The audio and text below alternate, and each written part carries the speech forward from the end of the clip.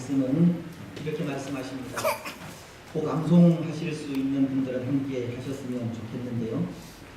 오직 성령이 너희에게 임하시면 너희가 권능을 받고 예루살렘과 온 유대와 사마리아와 땅 끝까지 이르러 내 증인이 되리라 하시니라.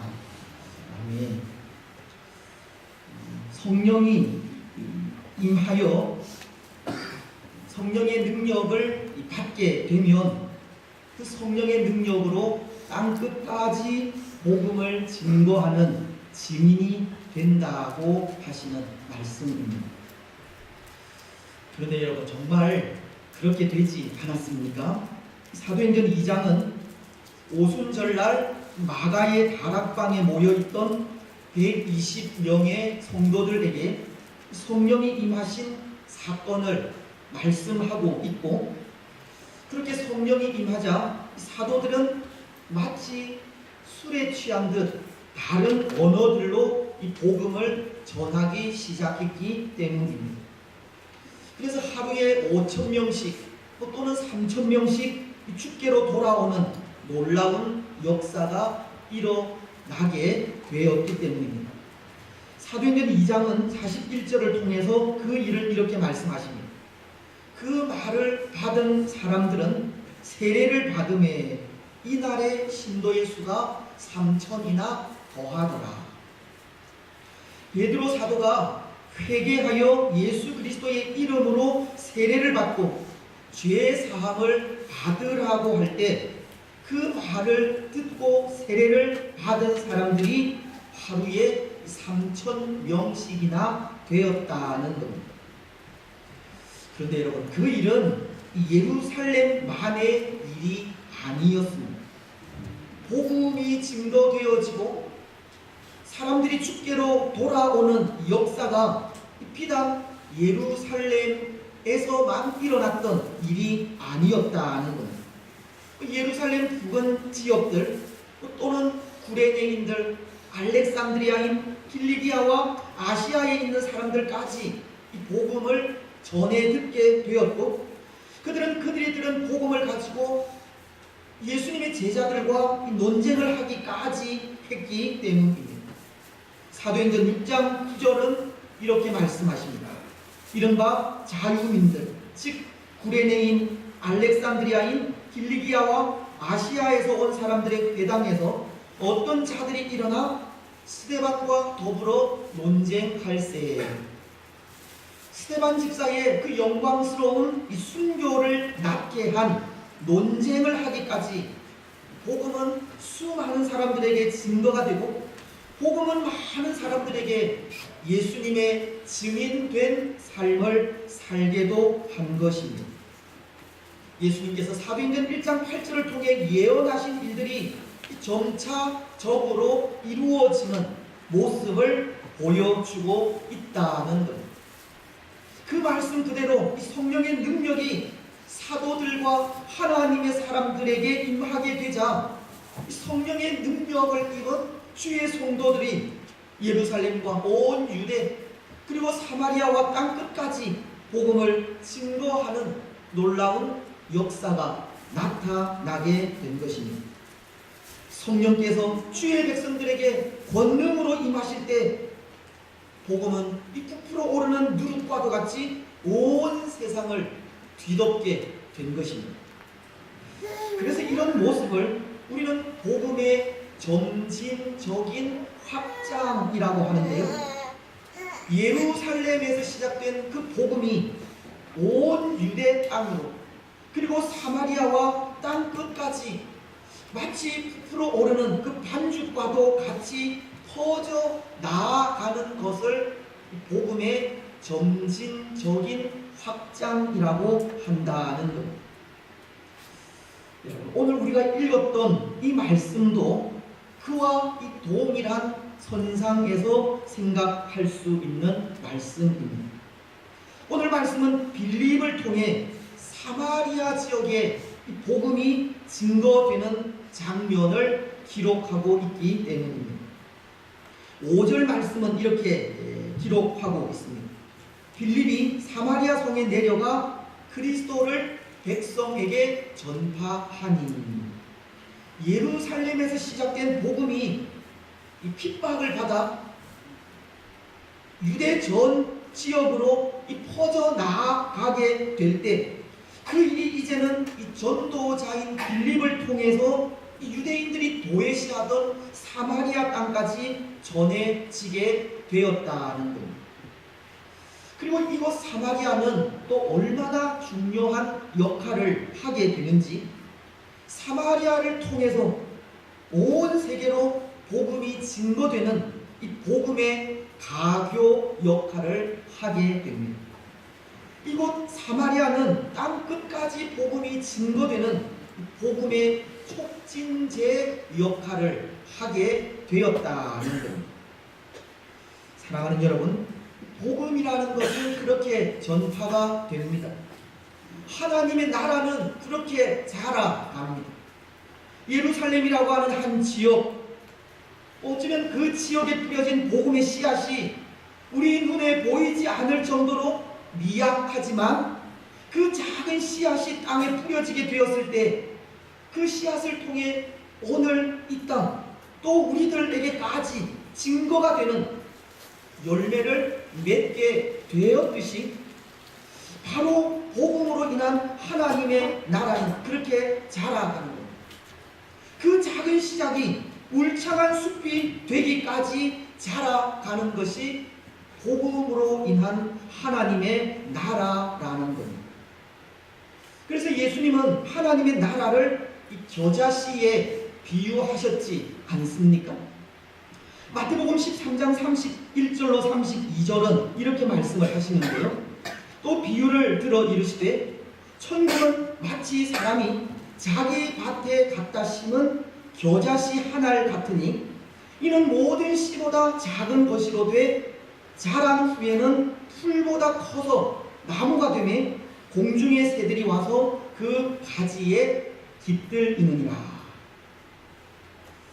여러분, 여기 이 안에 있는 것이 이 겨자씨인데요. 보이실지 모르겠습니다. 제가 이전에 이스라엘에 갔을 때 가지고 온 것인데 이 겨자씨는 이 모든 씨앗보다 작고 또 우리가 볼펜을 가지고 이 점을 찍으면 그 점만큼이나 작은 씨앗입니다. 하지만 이 작은 씨앗이 땅에 심겨질 때 이 씨앗은 새가 깃들일 정도로, 새가 깃들일 만큼 큰 나무로 자라게 되는 겁니다. 복음이라고 하는 작은 씨앗을 통해서 하나님의 나라도 그렇게 자라간다는 겁니다. 나무에 새가 깃들일 만큼 자라가고 예루살렘에서 온 유대로 그리고 사마리아와 땅 끝까지 퍼져 나아가기까지 자라가는 것이 복음이요 하나님의 나라입니다. 여러분, 오늘 우리는 바로 이런 모습을 우리 신앙의 삶에 적용을 하려고 합니다. 작은 씨앗이 자라서 큰 나무가 되고 또 복음이라고 하는 작은 씨앗이 점진적으로 확장되어가는 이 모습을 우리 신앙의 삶에 적용하려 한다는 겁니다. 두 가지를 통해서입니다. 먼저 그 하나는 이렇게 복음이 자라가고 하나님의 나라가 성장하기까지 우리 한 사람의 역할이 너무나도 중요하다는 겁니다. 오늘 우리 한 사람이 하나님의 나라에 있어서 너무나도 중요한 겁니다. 여러분, 오늘 우리 자신을 한번 생각해 보십시오. 사실 우리가 우리 자신을 생각할 때 얼마나 미약한 존재인지 모릅니다. 작은 겨자씨와도 같이 참으로 작은 존재가 우리들입니다. 왜냐하면 오늘 우리는 잘 쓰러지고 잘 넘어지는 존재이기 때문입니다. 상처받기를 잘하는 존재이기 때문입니다. 고난 앞에 담대하게 살지 못하는 존재이기 때문입니다. 자그마한 시련에도 시험을 받는 존재이기도 하고, 핍박이나 박해가 올 때 그것과 당당하게 맞서 싸우지 못하는 존재이기도 합니다. 오늘 1절에도 보면 상반절은 그 흩어진 사람들이라고 하듯이 이들은 스데반 집사가 순교한 이후 이 바울된 사울의 핍박으로 유대와 아시아 전역으로 흩어진 주의 성도들을 말하는 것인데요, 이들은 그들에게 고난이 오자 사방으로 흩어지게 된 겁니다. 때로 핍박이 없는 곳으로, 때로 신앙을 잘 지킬 수 있는 곳으로 흩어지게 된 것입니다. 마찬가지입니다. 오늘 고난 앞에 당당하게 나아가 맞서 싸우지 못하는 존재가 우리라는 것이, 우리 역시도 고난을 두려워하고 고난이 찾아올 때 그것을 피하여 달아나는 존재이기 때문입니다. 때로 겨자씨같이 작은 씨앗이 땅 속에 묻히게 될 때 행여 그 씨앗이 잘 자라 날까 염려하고 근심하는 마음이 우리 마음속에 있듯이 하나님의 마음에 늘 염려와 근심을 주는 작고 미약한 존재가 우리라는 거예요. 그렇지 않습니까? 하지만 오늘 우리 한 사람이 중요하다는 것이 우리 가운데 이미 성령이 임하여 있다는 사실 때문입니다. 성령께서 권능으로 함께 하고 있다는 것 때문이고, 성령의 능력으로 이미 복음 증거자의 삶을 살고 있다는 것 때문입니다. 성령께서 권능으로 함께 하실 때 예루살렘과 온 유대와 사마리아와 땅끝까지 복음이 증거되듯이 성령께서 함께 하시는 자들에게 그런 역사가 일어날 것이기 때문입니다. 하나님의 나라가 작은 것에서부터 시작하여 오늘에 이르기까지 자라오게 되었듯이 성령께서 함께 하시면 그런 일들은 얼마든지 일어날 수 있기 때문입니다. 그래서 오늘 우리 한 사람이 중요하다는 것이 바로 그것을 깨닫는 것에 있기 때문입니다. 오늘 우리는 성령께서 함께 하시는 존재라는 것을 깨달아 알아야 한다는 겁니다. 비록 우리는 미약하고 작은 존재이지만 성령님은 우리와 함께 계시고, 오늘 우리가 그것을 깨닫게 된다면 이미 우리는 작고 미약한 존재가 아닌 겁니다. 그런 우리를 통해 하나님은 분명히 역사하실 것이기 때문입니다. 여러분, 우리는 사사시대 사사였던 기드온을 기억하게 되는데요, 그는 인간적으로 볼 때 참 미약하고 작은 사람이었습니다. 때로 적들이 이 곡식을 빼앗기 위해 쳐들어올 때 그는 적들을 피해서 숨어 타작을 하기도 했고, 적들이 공격하는 그 현실 앞에 늘 하나님께 불평과 원망을 하기도 했기 때문입니다. 사사기서 6장 11절은 이렇게 말씀을 하십니다. 여호와의 사자가 아비에셀 사람 요아스에게 속한 오보라에 이르러 상수리 나무 아래에 앉으니라. 마침 요아스의 아들 기드온이 미디안 사람에게 알리지 아니하려 하여 밀을 포도주 틀에서 타작하더니, 기드온은 곡식을 적에게 빼앗기지 않으려고 숨어서 타작을 하던 어쩌면 작은 자였다는 것을 전하는 겁니다. 그 자신도 사사기서 6장 15절을 통해서 이렇게 고백합니다. 그러나 기드온이 그에게 대답하되, 오 주여, 내가 무엇으로 이스라엘을 구원하리이까? 보소서, 나의 집은 므낫세 중에 극히 약하고 나는 내 아버지 집에서 가장 작은 자니이다 하니. 기드온도 자신이 인간적으로 연약한 자인 것을 안 것입니다. 그런데 그런 그에게 하나님께서 함께 하신다는 것을 깨닫게 된 사건이 있습니다. 그가 적진으로 적의 진영으로 부하와 함께 정찰을 나아갔을 때입니다. 그는 그곳에서 이 적인 한 사람의 꿈 이야기를 듣게 되고 그 꿈에 대한 해석이 하나님이 기드온과 함께 하셔서 우리를 치게 될 것이다 라고 하는 그런 말을 듣게 되는 겁니다. 기드온은 그 꿈의 이야기를 통해서 하나님이 자신과 함께 하신다는 사실을 깨닫게 되었습니다. 그것에 대해서 사사기서 7장 15절은 이렇게 말씀하고 있습니다.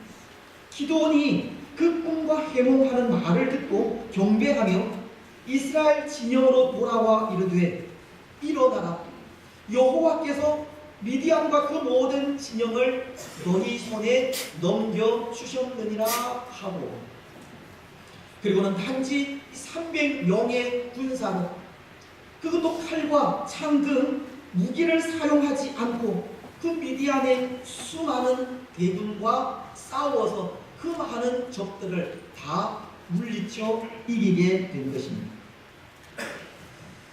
여러분, 바로 그 일이 함께 하시는 하나님을 깨닫게 되었을 때 일어난 일입니다. 오늘 우리도 우리와 함께 하시는 하나님을 깨닫게 될 때 하나님의 능력이 우리와 함께하여 우리를 통해서 하나님의 나라는 더 아름답게 자라간다는 겁니다. 그래서 오늘 우리가 해야 할 일은 하나님이 나와 함께 계시다는 것을 깨닫는 일입니다. 우리와 늘 함께 하시는 하나님을 깨닫고 그 하나님을 믿고 그 하나님께 우리의 모든 것을 맡기며 의지하는 일입니다. 단지 그것뿐입니다. 때로 우리에게 하나님이 우리와 함께 하심을 깨닫지도 또 우리와 함께 하시는 하나님께 모든 것을 맡기고 의지하지 못하는 모습이 있어서 문제이지, 우리와 항상 함께 하시는 하나님을 깨닫고 하나님께 모든 것을 맡기며 의지할 때 우리는 우리가 할 수 없는 일들 우리 가운데 얼마든지 일어날 수 있는 겁니다. 그래서 하나님께서 항상 말씀하시는 것이 있습니다.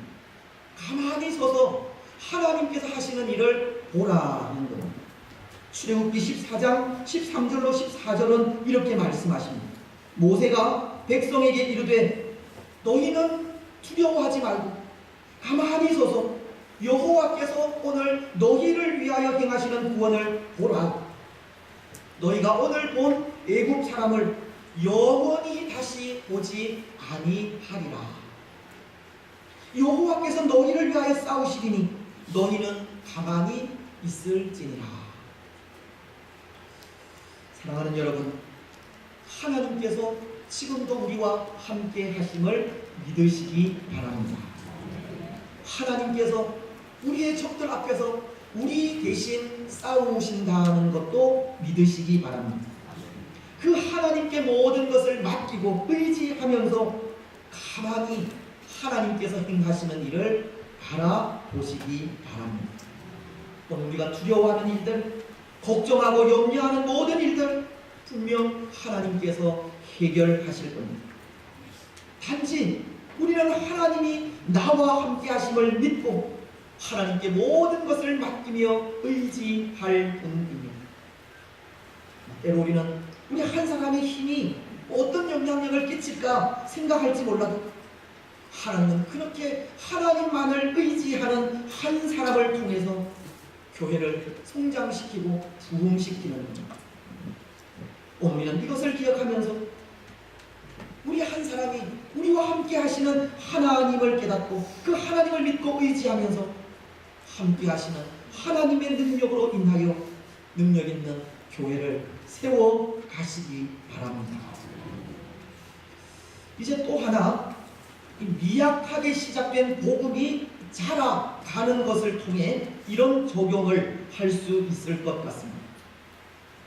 우리 신앙이 열매 맺는 것도 그 작은 것에서부터 시작한다는 겁니다. 하나님의 나라가 작은 것에서부터 시작하여 오늘에 이르기까지 자라오게 되었듯이 우리의 신앙도 그렇게 작은 것에서부터 자라가는 겁니다. 혹 모르겠습니다. 오늘 우리는 우리의 신앙이나 우리 자녀들, 우리 가족들의 신앙이 하나님의 나라가 자라가듯 그렇게 자라가기를 소원하고 있으리라 생각하는데요. 때로 그 자람이 우리 생각대로 되지 않아 답답해하고 안타까워 하시는 분들도 있을지 모르겠습니다. 저도 그런 것 같습니다. 저도 우리 교회가 말씀 안에서 더 성숙해가고 앞서 말씀을 드렸듯이 저를 비롯한 성도된 우리 모두가 하나님이 우리와 함께 하심을 믿고 확신하면서 모든 것을 하나님께 맡기고 의지하는 삶을 살아가는 것을 보는 것인데 때로 제가 생각하고 제가 원하는 모습이 나타나지 않을 때 답답해하고 안타까워하는 마음이 있습니다. 그래서 또 하나의 기도 제목이 생긴 것이 하나님께서 그 일을 하시기에 하나님께서 그 일을 이루시기까지 인내하자는 건데요. 아마 우리 역시도 우리의 신앙이나 우리 자녀들의 신앙이 그렇게 예수 그리스도의 장성한 분량에까지 자라가기를 소원하지만 우리가 생각하는 만큼 자라지 않아 답답해하기도 안타까워하는 마음을 가질 수 있다는 것. 그렇지 않습니까? 하지만 여러분, 그렇게 눈에 보이는 성장의 모습이 없다고 답답해하거나 초조해할 필요는 없습니다. 안타까워할 필요도 없습니다. 물론 그 일을 위해서 우리가 인내하면서 믿음으로 기도하는 기도가 필요하지만 그 심령 속에 말씀의 씨앗이 심겨졌다면 그 씨앗은 지금도 자라가고 있을 것이기 때문입니다. 하나님의 말씀은 살아서 활력이 있는 말씀이듯이 마음속에 말씀의 씨앗이 심겨졌다면 그 말씀은 믿음으로 나타나기까지 지금도 자라가고 있는 중입니다. 자그마한 겨자씨가 땅속에 심겼을 때 그것이 자라서 큰 나무가 되듯이 이미 심겨진 말씀의 씨앗은 지금도 성장해 가고 있는 중인 겁니다. 다만 그 일을 위해 우리가 해야 할 일은 있습니다. 인내하는 일입니다. 참고 견디는 일입니다. 믿음으로 기도하면서 해산하기까지 하는 수고를 하는 일입니다. 바울은 그런 고백을 하지 않았습니까? 갈라디아서 4장 19절을 통해서인데요. 우리 이 말씀을 함께 읽었으면 좋겠습니다. 시작. 나의 자녀들아, 너희 속에 그리스도의 형상을 이루기까지 다시 너희를 위하여 계산하는 수고를 하니. 바울은 그리스도의 형상이 이루어지기까지 계산하는 수고를 한다고 합니다. 그런데 계산하는 수고가 쉬운 수고입니까? 저는 남자여서 어머니들이 하는 해산의 고통을 모르지만 아마도 그 고통은 죽음에 이르기까지 하는 고통이 아닐까 생각합니다.